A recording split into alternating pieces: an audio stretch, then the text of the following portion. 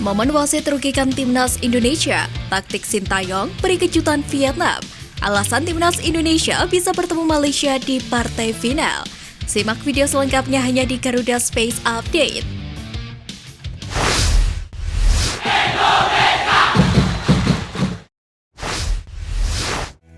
Laga semifinal leg pertama Piala AFF 2022 antara timnas Indonesia kontra Vietnam berakhir imbang dengan skor 0-0. Skuad Garuda sejatinya mampu unggul segalanya dari skuad asuhan Park Hang-seo. Meski kalah penguasaan bola, timnas Indonesia mampu membuat 8 peluang dibandingkan dengan Vietnam hanya 4 peluang. Di lini belakang, adanya Jordi Amat membuat pertahanan skuad Garuda mampu kokoh hingga menyulitkan penyerang Vietnam. Meski begitu, dengan hasil imbang tersebut, timnas Indonesia harus bekerja keras di leg kedua sebab akan bertanding di markas Vietnam pada 9 Januari mendatang. Sintayong kembali menerapkan formasi andalan pada laga kali ini. Skema 3-4-3 yang berhasil mengantarkan timnas Indonesia lolos ke Piala Asia 2023 kini mampu membuat Vietnam tak berkutik. Meski penyelesaian akhir masih menjadi masalah utama, namun Marcelino dan kawan-kawan mampu tampil dominan dengan skema tersebut. Dengan evaluasi di leg pertama, tentu Sintayong bisa mencari formula untuk memecah kebuntuan di kandang Vietnam di leg kedua. Wasit menjadi sorotan utama di leg pertama timnas Indonesia versus Vietnam.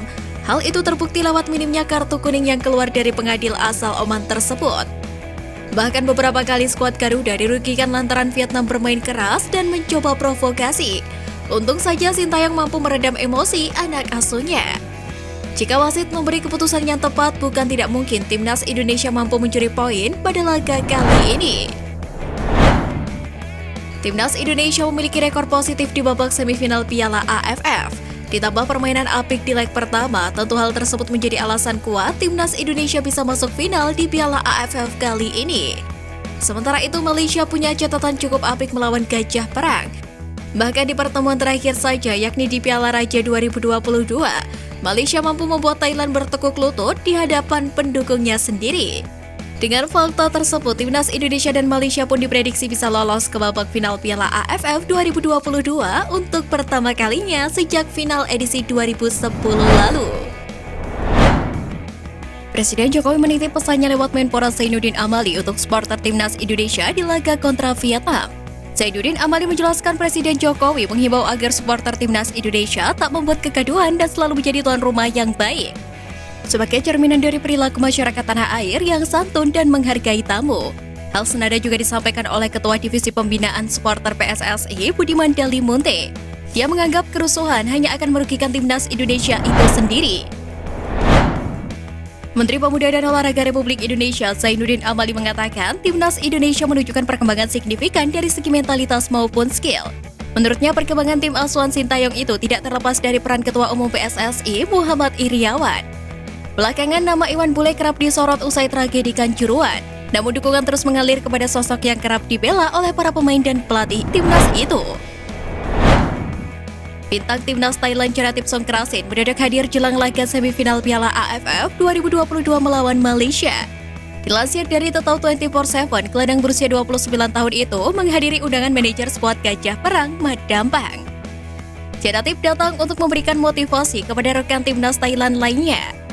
Tampak para pemain Thailand seperti top skor Piala AFF 2022 Terazil Dangda dan kapten pengganti Chanathip yakni Teraton Punmatan menunjukkan ekspresi sumringah akan kejutan tersebut. Bek timnas Malaysia Azam Azmi menerima pil pahit sebagai akibat dari kartu merah yang diterimanya saat melawan Vietnam di laga fase grup Piala AFF 2022 yang dilangsungkan pada tanggal 27 Desember lalu. Kala itu Azmi terlibat insiden panas dengan bek Vietnam, Don Van Hau. Federasi Sepak Bola ASEAN mengatakan Azmi diskor sebanyak 2 pertandingan. Kemudian pemain Terengganu FC itu juga didenda sebesar $1.000 atau setara dengan 15 miliar rupiah. Denda tersebut harus dibayar dalam waktu 30 hari setelah keputusan itu diumumkan. Bintang muda Thailand Supanat Moeanta diprediksi bakal berkarir di Premier League dalam waktu mendatang. Menurut laporan Mainstate, Moeanta saat ini tengah menjalani latihan bersama tim U23 Leicester City. Adapun klub asli winger 20 tahun itu adalah Buriram United yang berkiprah di Thai League. Pelatih Buriram Newin Chipchok meyakini wonderkid-nya itu akan mentas di Premier League nantinya. Jude Chop menjelaskan bahwa ini adalah kali kedua Moyanta berlatih di Leicester. Jude Chop juga mengatakan Moyanta merupakan pemain yang pintar di usianya yang masih muda. Penggawa Malaysia Brendan Gan pada tahun lalu mengaku bahwa dirinya telah divonis dokter bahwa umurnya sudah tak lama lagi, yakni hanya tersisa 6 bulan. Hal tersebut ditengarai karena diagnosis kanker testis yang dideritanya. Vonis tersebut membuat mentalnya terguncang karena karirnya masih menjanjikan dan begitu panjang. Namun berkat dukungan istri beserta keluarganya, dia mampu bangkit, bahkan terpilih dalam memperkuat timnas Malaysia dalam mengarungi Piala AFF 2022. Brendan Gan pun bermain untuk Piala AFF 2022 dengan baik sebagai pengatur ritme Harimau Malaya, hingga melaju ke babak semifinal. Kurnia Meiga merupakan salah satu kiper terbaik yang pernah dimiliki timnas Indonesia, dengan postur tubuh yang menjulang dan refleksnya yang apik. Namun kiprah apiknya tak berakhir bolos. Pria yang kini berusia 32 tahun itu harus mengakhiri karir sepak bolanya lebih cepat. Piala AFF 2016 menjadi turnamen terakhir Kurnia Meiga selama berseragam timnas Indonesia sejak debutnya pada tahun 2013 silam. Di Piala AFF 2016 itu, Kurnia Meiga menjadi pilihan pertama mendiang Alfred Riedel di bawah mistar gawang. Tercatat dia tampil di seluruh laga yang dimainkan skuad Garuda. Di edisi tersebut, Kurnia Meiga mampu membawa timnas Indonesia melaju ke babak final, sebelum akhirnya tumbang dan menjadi runner-up. Fullback timnas Indonesia Pratama Arhan mengakui ketangguhan Vietnam yang menjadi rival skuad Garuda di babak semifinal Piala AFF 2022. Pratama Arhan secara gamblang menyebut timnas Vietnam sebagai tim yang kuat dan kompak. Hal itu terbukti di babak penyisihan grup B dengan skuad asuhan Park Hang-seo tersebut belum kebobolan sama sekali.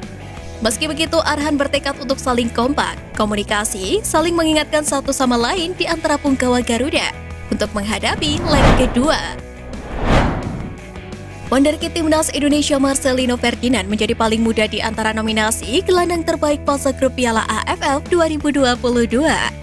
Dalam nominasi tersebut, Marcelino harus bersaing dengan Faisal Halim dari Malaysia, Teraton Bunmatan dari Thailand, Nguyen Huang Uk dari Vietnam, dan Stephen Stroke dari Filipina. Marcelino Ferdinand berpotensi untuk menjadi gelandang terbaik Piala AFF 2022.